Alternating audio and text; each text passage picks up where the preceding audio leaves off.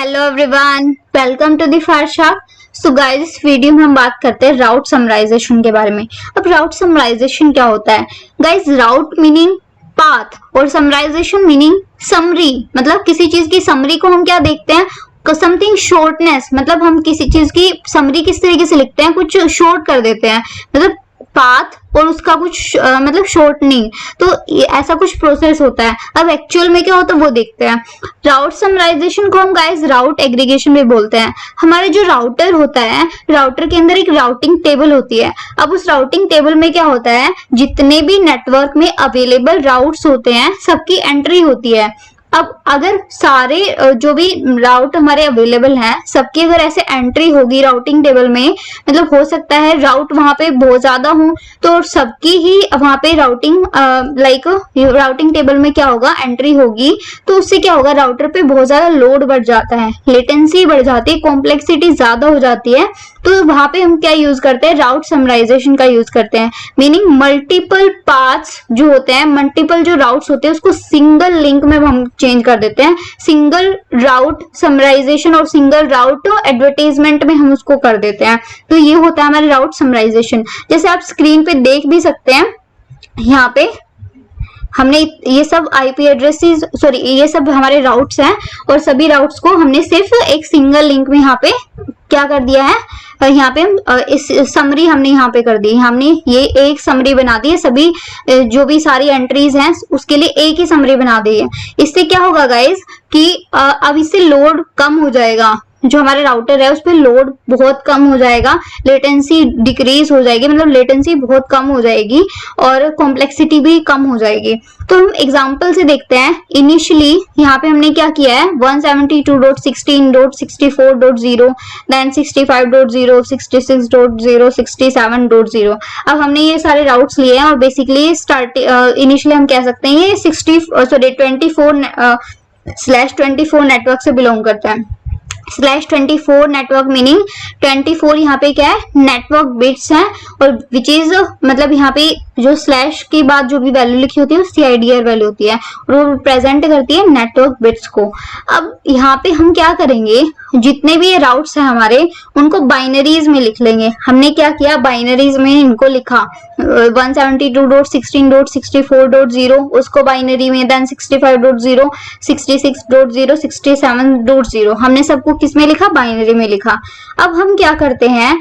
जो हमारा 172 यहाँ पे पहली बात तो हम देखते हैं कि चेंज कहाँ हो रहा है गाइस। 172.16 ये चारों हमारे जो राउट हैं उसमें सब में ये सेम है। चारों आईपी हमारे उनमें सब में सेम है। उसको हम उसमें तो कुछ देखने की जरूरत नहीं, वो वैसे ही सेम होगा। यहाँ पे लास्ट वाला जो ऑक्टेट है 000 वो भी सेम है, उसमें भी कोई चेंज नहीं है। अब चेंज हो कहाँ रहा है? वो थर्ड ऑक्टेट में हो रहा है, जहाँ पे देखो फर्स्ट वाले आईपी में क्या है? 64, देन नेक्स्ट वाले में 65, 66 एंड 67। अब इस पर फोकस करते हैं। तो गाइज यहाँ पर देखो जो हमारी लास्ट 2 बिट्स हैं, चारों आईपी एड्रेस के अंदर हमारी क्या है?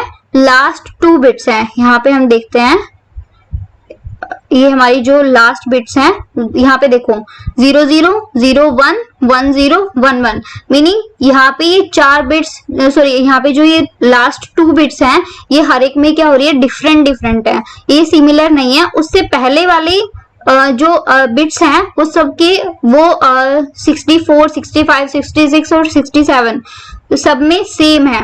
देखो ये वाले भी सेम है, यहाँ से ये सेम है। तो इसको हम एज इट इज रखते हैं। इसको हम क्या करना है? इसको बिल्कुल एज इट इज रखना है, इसको कोई चेंज नहीं करना है।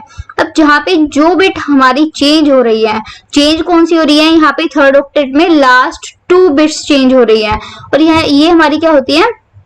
तो हम क्या करते हैं? जितनी बिट हमारी क्या है? सिमिलर है, मीनिंग कि वो चेंज नहीं है, वो हमारी क्या है? प्रीफिक्स लेंथ हो जाएगी, वो हमारी नेटवर्क बिट्स हो जाएंगी। मीनिंग यहाँ पे जो 2 ऑक्टेट्स हैं ये 16 बिट तो है ही है, साथ ही यहाँ पे 1 2 3 4 5 6 मतलब यहाँ पे क्या हो जाएंगी? 16 तो है ही ये और 6 बिट यहाँ पे भी जो है वो सेम है, मीनिंग ये चेंज नहीं हो रही है। तो ये हमारी प्रीफिक्स लेंथ हो गई।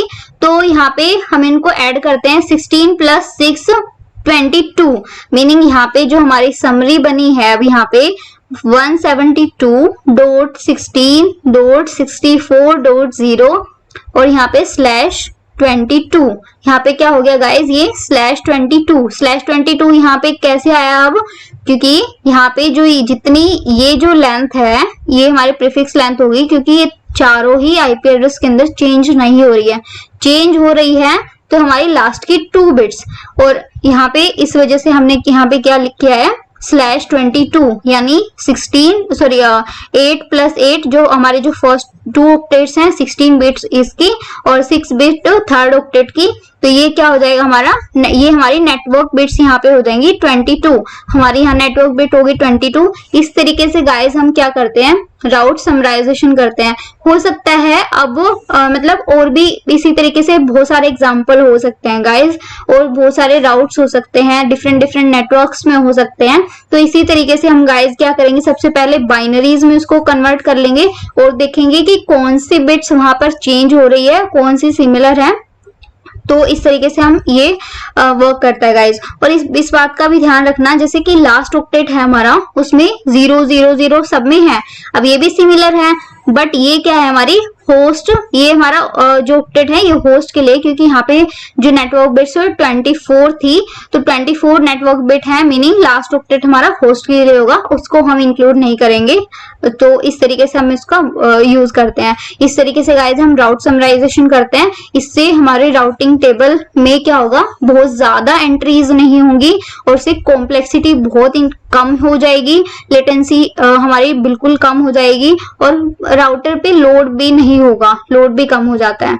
सो this is all about guys route summarization. Thank you.